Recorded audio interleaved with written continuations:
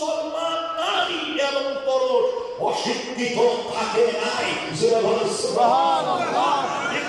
নির্দেশ পাওয়ার পর মুসলমানরা লক্ষ লক্ষ গ্রন্থ রচনা করেছিল। ইকরা নির্দেশ পাওয়ার পর হযরতে মুহাম্মদ ইবনে ইসমাঈল বুখারী রাহমাতুল্লাহ আলাইহি 6 লক্ষ হাদিসের হাফিজ ছিলেন। সুবহানাল্লাহ।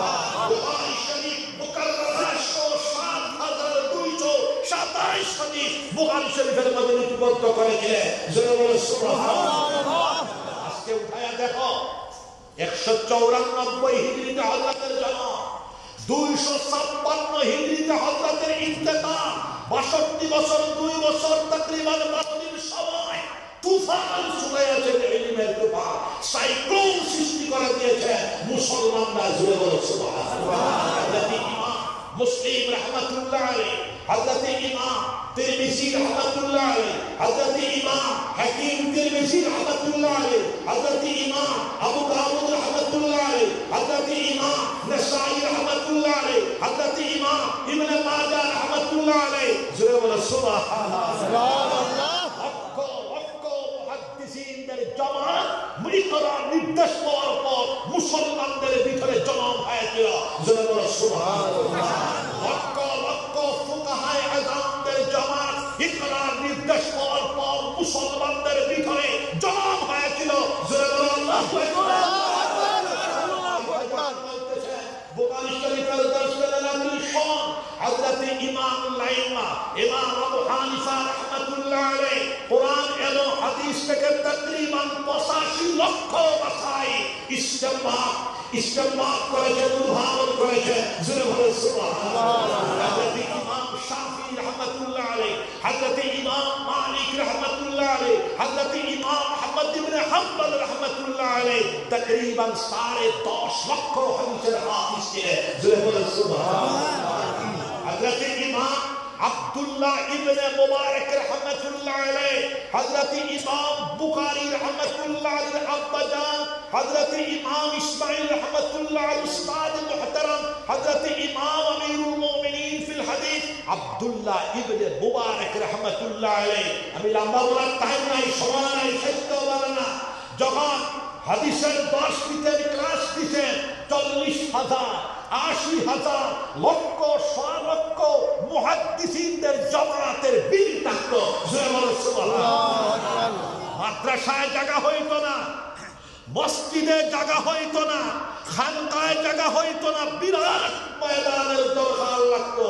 যে ময়দানে দাঁড়ায় চবুতরাতে হযরত হাদিসের ইল্লাহ হইতে ক্লাস দিতেন, লেখাইতেন হাদিস। 1200 মুকাবা কিতাবের মধ্যে আসতেছে, 1200 মুকাবা, 1600 মুকাবা, 2000 মুকাবা, 2000 মুকাবা। বিভিন্ন চবুতরাতে দাঁড়াইয়া হযরতের হাদিসের আওয়াজ পৌঁছায়া দিকে। জোরে বলো সুবহানাল্লাহ।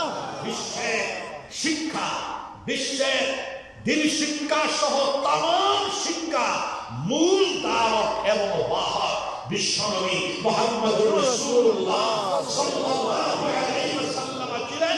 আর ওনার আসহাবে রাসূল সাল্লাল্লাহু আলাইহি ওয়াসাল্লাম লক্ষ সাহাবায়ে কেরাম রাদিয়াল্লাহু আনহুম আজমাইন সহ তাবিঈন, তবে তাবিঈন মুসলমানরা গোটা পৃথিবী, গোটা বিশ্বতে শিক্ষার বিস্তার, শিক্ষার প্রচার, শিক্ষার রেশা মুসলমানরাই করেছিল।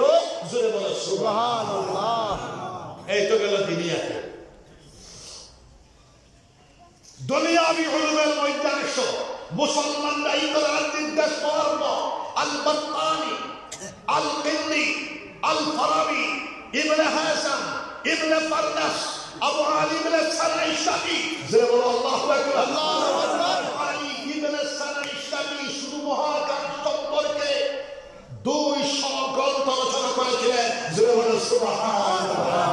কিতাবের মধ্যে আসতেছে 1800 শতাব্দী পর্যন্ত Oxford university, Harvard university, California university চিকিৎসা বিজ্ঞানের ডায়েট বুক ছিল। ওনারই চিকিৎসা বিজ্ঞানের বিশ্বকোষ লেখা আশিফা 100টি। জোরে বলো সুবহানাল্লাহ। চিকিৎসা বিজ্ঞানের দ্বিতীয় বিশ্বকোষ উনারই লেখা আল কানুন 1,00,000 পৃষ্ঠা জোরে বলো সুবহানাল্লাহ 650 গ্রন্থের লেখক আবু আলী ইবনে সালাইশাতি সর্বশেষ কোরআন শরীফের তাফসীর লিপিবদ্ধ করেছেন 18 পাওয়া তো 18 সিফারা তাফসীর লেখার পরে উনার ইন্তেকাল হয়ে গেছে জোরে বলো সুবহানাল্লাহ ইবনে হাসান কারেন্টের আবিষ্কার ইবনে ফারদাস আধুনিক উপগ্রহের মূল আবিষ্কার জোরে বলো সুবহানাল্লাহ আমার বাবাজিরা আমরা 5 ওয়াক্তের নামাজ আদায় করব এইভাবে আদায় করব যেভাবে আদায় করলে মহান আল্লাহ পাক রব্বুল আলামিন খুশি আর রাজি হয়ে যান জোরে বলেন আল্লাহুম্মা আমিন আল্লাহুম্মা আমিন আল্লাহ জিকির করব